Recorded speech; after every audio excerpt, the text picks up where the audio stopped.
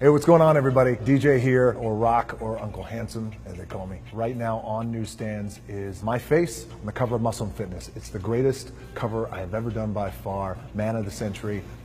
My personal history with Muscle & Fitness goes way back. My dad was a professional wrestler. He would always go to these hardcore gyms, him and his fellow pro wrestlers, Tony Atlas, Ivan Putski, Paul Orndorff, Hulk Hogan. I would just hang out and I would read his bodybuilding magazines. I had two references in terms of my training. My dad, and the other reference, Muscle & Fitness. The magazine itself, it's often referred to as the Fitness Bible. The very first time the magazine came to me and asked me to be on the cover, it was an easy yes. Actually, I didn't say yes. I was like, fuck yes, is what I said. At that time, I had just broken into the world of Hollywood. It was an honor for me to do it.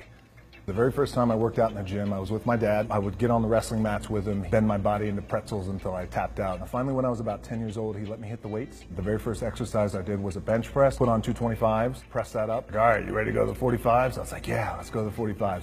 145 on each side, 3, 2, 1, gave it to me, and I got buried. And I made it a point, like I was gonna push that up the very next week. So all week long, I did push-up. I went in the gym the next weekend, Saturday morning with my dad, and I pushed it up.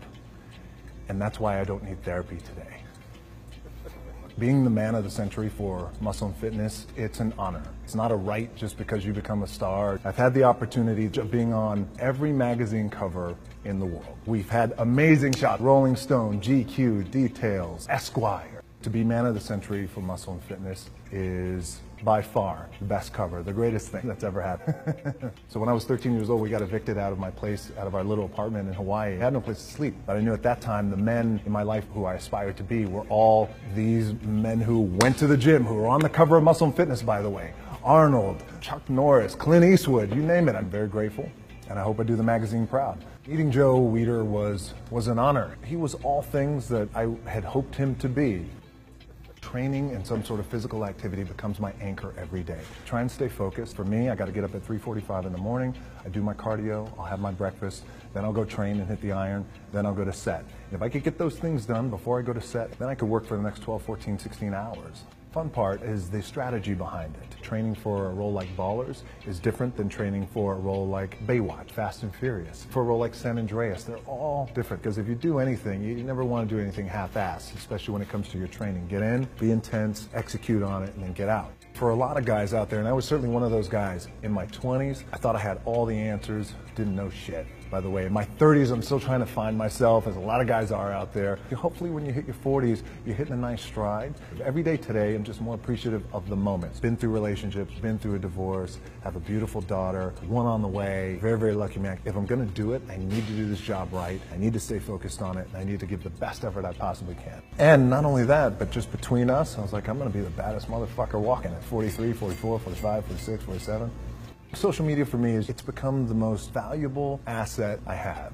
85 million people later, here we are, really enjoying this relationship. It's one of the most important relationships I have in my life, is with the fans. And I try to make sure that every post has some quality to it and that means something and people can get something out of it, whether it's some humor or a little bit of motivation. I enjoy all of them, Facebook and Twitter, but the platform of Instagram has been fantastic because it's a great storytelling platform.